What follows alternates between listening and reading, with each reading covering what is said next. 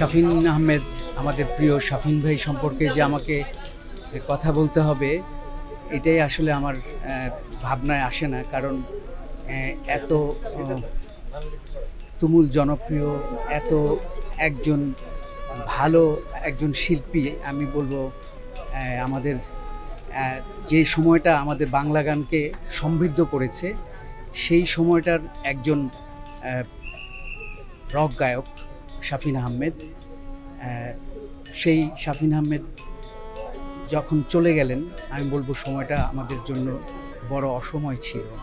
কারণ তার দেবার অনেক কিছুই ছিল, কিন্তু আমরা তাকে হারিয়ে ফেললাম এবং তিনি চলে গেলেন অনেকটা নিভৃতেই। এবং তার চলে যাওয়ার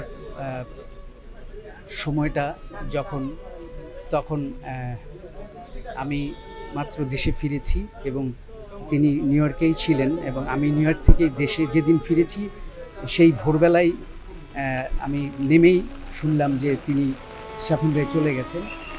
তো আমার সঙ্গে শাফিন ভাইয়ের তো একটা খুব দারুণ সম্পর্ক ছিল, বড় ভাইয়ের মতো। এবং শাফিন ভাই, যদি বলি যে শাফিন ভাই তার জন্মদিন ছিল 14ই ফেব্রুয়ারি, ভালোবাসা দিবসে, এবং প্রকৃতপক্ষেই তিনি একজন বিশাল ভালোবাসার হৃদয় নিয়েই এসেছিলেন এবং তার সেই ভালোবাসা তিনি প্রকাশ করেছিলেন তার গানের মাধ্যমে। আমরা পেয়েছিলাম তার কণ্ঠে অসংখ্য জনপ্রিয় গান, তুমুল জনপ্রিয় গান। এবং আমি বলবো যে শাফিন ভাইয়ের মূল্যায়ন কিন্তু সেরকমভাবে হয়নি যেরকমভাবে হওয়া উচিত ছিল। যে এখন যেমন তাকে নিয়ে চর্চা হচ্ছে, আমরা সবাই তার কথা বলছি, তার গানগুলো শুনলেই আমরা বুঝি যে আসলে তিনি কত বড় মাপের একজন শিল্পী ছিলেন।